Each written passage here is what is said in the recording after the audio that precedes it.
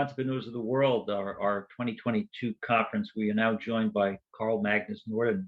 He is the founder and executive chairman of Volta Trucks. And Carl's topic this morning here in New York, and Carl joins us from Sweden, is decarbonizing logistics for clean, healthy, and sustainable cities.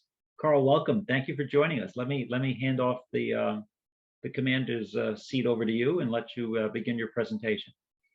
Thank you very much. Very happy to join and tell you a little bit about our companies and company and why we're doing this. So, yeah, Volta Trucks, and on the first picture here you see really what we bring to the market, which is a totally redesigned truck for inner city distribution. So let me get going here. I was in California, Long Beach, 3 weeks ago for the ACT Expo, and this was a picture we took on the way there, and we really liked that one, of course, that this with the electrification and EVs, etc., is coming, and hopefully in a few years time this unleaded you will not see anymore, but anyway, it's encouraging for us. If I then look at why are we here basically, and what are we trying to do? And our mission is really to try to mitigate 3 problems that you really see in city distribution and in cities. And of course, the big one, the global problem is CO2 emissions, leading to global warming and so on. And that's a big one. But even for cities, it's almost more when it comes to noise, NOx, particles, etc. So that obviously you do something about by electric drivetrain. But coming out of that, and for us that is a starting point really to try to mitigate some other problems. And one of them are accident rates and safety around the trucks and around the cities. And early on when I came to London and talked to Transport for London, they give me this horrible statistics that 4% of the traffic in London is trucks, but they are involved in 78% of fatal accidents with bikers and about 26% with pedestrians. So that we had another problem. Can we do something about that? And the third one, we have it all over Europe, and I think you also have it quite dramatically in the US, which is driver shortage. The question is, why is there a driver shortage? Is it only salary-wise? Is there other reasons? And when I started to dig deeper into that, I saw there was a number of, it's actually quite a dangerous job. In parts it's unhealthy, etc. So we had a third problem there. Why are not more people attracted to do this job? So that was kind of the starting point for what we wanted to do. If we then look at our philosophy, is really from an environmental point of view and of course from a business point of view, it's important to get to scale and not, I often say we're not a research project. We really want to bring products to the market to start mitigating these problems as soon as possible.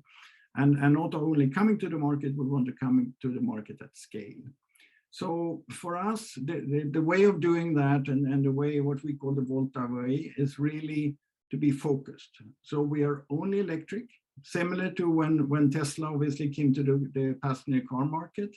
Only electric, so we're not mixing different drivetrains and so on. We are only mid-duty, which is in US classes is 5 to 7, and we're very focused on distribution traffic. That's where electric drivetrain today makes lots of sense. There is not, I mean, the anxiety, the problem with distances, etc., in the same way as other. We concentrate on 2 box sizes, which is about 60% of the market. It's ambient and refrigerated. And we want really to be the leaders when it comes to sustainability, safety, and driver-centric, and driver comfort, and so on. The beauty for the market that we can service is that we don't have to have a pan-European or pan-US service network from day one. We can take it in steps. We can go city by city. So that's what we're doing. A little bit of our journey. My starting point was really in 2016 when Elon Musk launched the Model 3. We all know what happened. Several 100,000 orders in a few weeks' time, probably the first time in history that happened. And anyway, for me, that was kind of a triggering, here is something happening, here is a new trend. And that was confirmed in September 16 when all the European mighty German companies, the Volkswagens and the Mercedes and BMW, etc., came to the car show in Paris and said they should go electric. And since then, we know what has happened. It's becoming more and more happening, and more soon, more and more cars coming to the market. On the truck side, much less has happened. It's a big polluter, it's a big problem, but much less. So anyway, I learned a little bit about the business and so on. And in 2019, we felt ready to actually really start scaling this company. So we got our first seed funding. We invested most of that money into what we call a running demonstrator. And then this was in the middle of the COVID lockdown, but when that became easier, we took the truck around Europe and showed it to customers and got very good receptions. We have raised some money over the years, about 300 million euro by now. And as you see here, when we come to end of this year, early next year, we want to scale. So by end of 2026, we want to have produced about 50,000 trucks. So it's at scale and at pace. We're starting with a 16-ton truck or a class 7. And we then go a little bit bigger in the beginning and a little bit smaller over time. We start in London and Paris, and we're launching in different cities. So that's our journey in a nutshell, I think. So what do we see here? We obviously see a significant opportunity. We think that the need is a reimagined truck. It's not just exchanging from a diesel design into an electric drivetrain. We can do much better than that, and that's what we're trying to do. And we want to execute with focus, speed, and scale. And that has led us to, I think, the more than 6,000 pre-orders we have today in Europe is saying something about the product market fit. That's about 1.4 billion euro in revenue when we come that far. And as you see on the lower part, the lower right part here, we want to be about a 7 billion euro company by 2026. Then it's going very quickly, and our CEO just a little bit more than a month ago did kind of a summary of what has happened over the last 12 years. And if you look on the commercial progress, we have gone from about 1,000 pre-orders to more than 6,000. When it comes to engineering, we had one demonstrator, and we have been through a couple of mules, and now we have produced about 25 DVs, or design verification vehicles. We have signed a manufacturing site that can take us on the first step to about 7,000 trucks a year, and with a few more million in investment, we can double that. The team, overall team, a year ago was 20 people. Last week, this was a couple of weeks ago, last week was about 390. We have something, we're launching with something we call truck as a service. So really the whole aftermarket, the financing, etc. I will tell you a little bit more about that. That team a year ago was non-existing almost, and now we are about 30 plus. Funding, as I said before, we're starting to see brand recognition in Europe, and actually we had Forbes naming us as the Tesla of trucks, which is, of course, we quite like quite a lot. But I think why we can do this, why we can do it at a pace that almost nobody else, and starting scaling the way we can do is really that we have a very simple and clear strategy, and we want to move at speed and pace, and with sustainability and safety as a focus. Then, if we talk about the market, a lot is happening very quickly in the market, here in Europe especially. And one example is Paris. As you know, the suburban area of Paris is about 12 million people. Within what they call the A86, there is living about 6 to 7 million people. That from 2024, all that area will be diesel free. So obviously that's a great opportunity for us, and we get a lot of traction in that. But that's one of the first cities.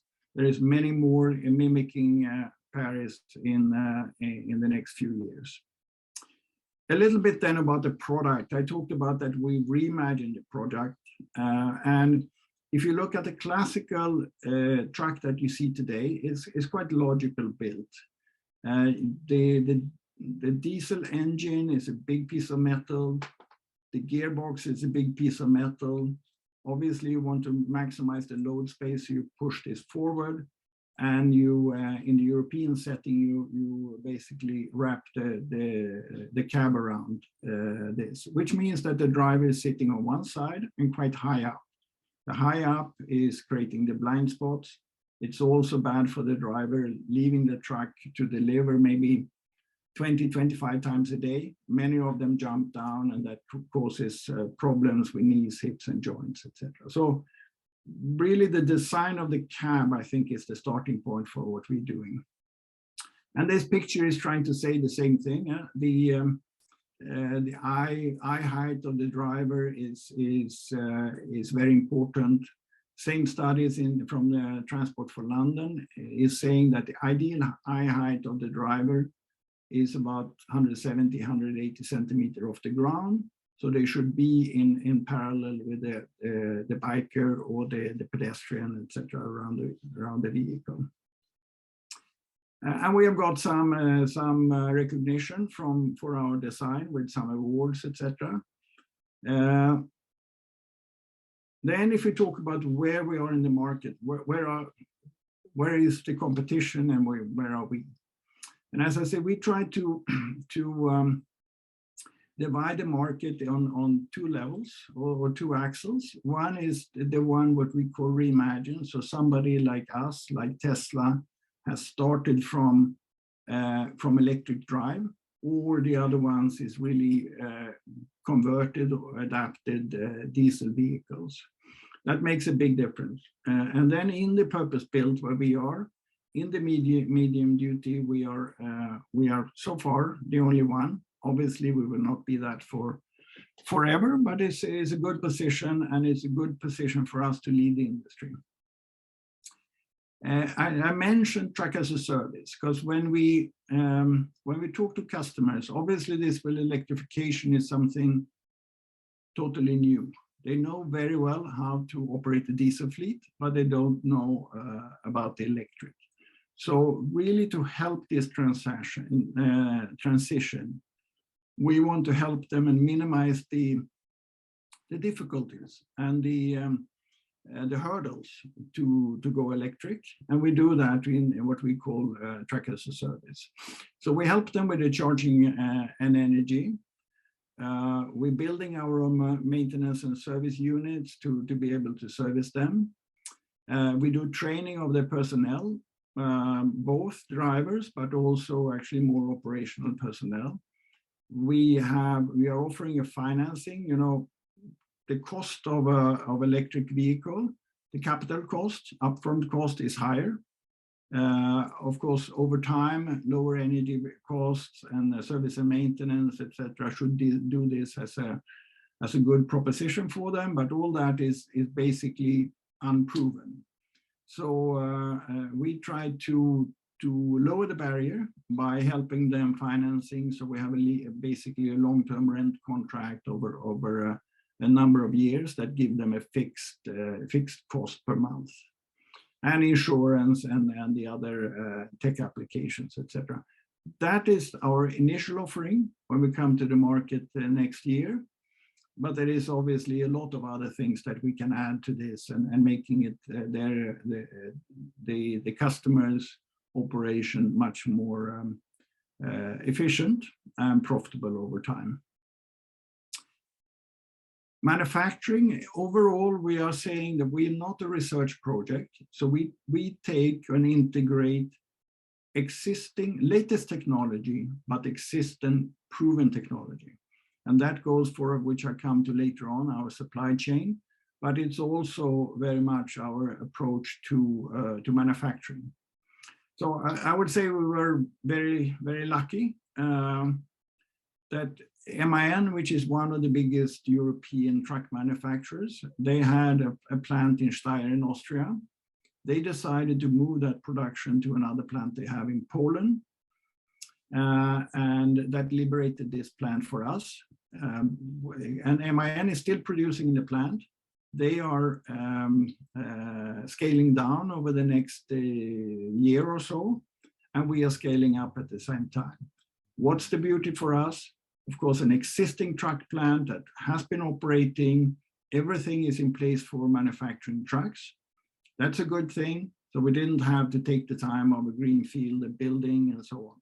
But probably the most important for us is really the other side of it, the people in the plant. We have people there that have manufactured or put together trucks for the last 10, 15, 20 years. So we didn't have to find and train, etc. people. So that's a great opportunity for us.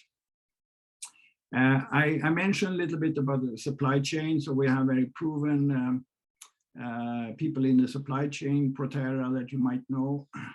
They have 20 million miles of service in heavy duty from the bus side. So they're very experienced, they are tailor-made, they're the batteries for us. Meritor, you probably know, if not the biggest, one of the biggest axle manufacturers in the world. Very keen on getting into the EV space. And Zebros on the connectivity, etc. So that has been our supply chain strategy for all. A little bit of our time plan. We start with a 16-ton. We go for an 18-ton already mid next year. End of 2024, 7.5 ton, which is a class 5, and then a class 6 sometimes later. We start in the UK, in France, and the rest of the EU. And we're looking for a launch in the US and sometimes late 2024 at scale, because with local manufacturing, etc. And then the different models as you see it here. We have a very experienced management team. I'm not from the truck industry, but as you see on this, we have Michel Ballon, my co-founder, has more than 20 years from Ford and Volvo and Polestar. Ian Collins was the technical brain behind the EV London taxi. And yeah, so we have assembled, I think, one of the best teams in the industry, if not the best team in the industry. And that goes down to the other levels of under them on the engineering, the tasks, and so on. So in 25 minutes or something, that was more or less what I wanted to tell you about our company and where we are. Thank you, Carl. Great job. Wonderful story. I love the fact that as you say, you frame it. You're not a research project. You're performing. You're taking manufacturing, and you've got people in place. And you're taking your know-how and you're kind of reimagining and reshaping really the industry. I love the whole trucking as a service. I hadn't seen that before, so that's a fascinating way to do it. And again, your 3 pillars right out of the gate, right? Climate change and pollution, roadside safety. I mean, those are some pretty compelling stats for London as to what happens to bicyclists and pedestrians in the city, and then the whole concept of driver shortage and keeping them safe and rewarded in an important business. You know, I'm an old classic movie fan. There's a 1940 trucking movie from Humphrey Bogart and George Raft called "They Drive at Night," and was all about the perils of trucking and how you're, you know, a lot of times companies are, you know, it's like just get the product there. You guys are doing it the right way here. You're right in place with keeping everyone on the same page and safe. And I mean, 6,500 pre-orders already. Wow, very impressive. No, let's say something about product market fit, I think. So we're happy with that. But of course, it's a challenge now for us to get into production. There are lots of challenges, but I think we have had a good start. And tremendous head start here. And from a branding standpoint, if you've got Forbes calling you the Tesla of trucks, not a bad tagline. Not a bad tagline for sure. Well, listen, Carl, thank you for joining us. Congratulations on all your success. You know, best of luck. I mean, again, number of series of financing rounds already, expansion into Europe in the upcoming year, and I can't wait to see one of your trucks here in New York City real soon. Exactly. I hope to be there very soon with you. All right, Carl, thank you for joining us today from Sweden, leading entrepreneurs of the world 2022, Executive Chairman, Volta Trucks. Take good care. Thank you. Thank you.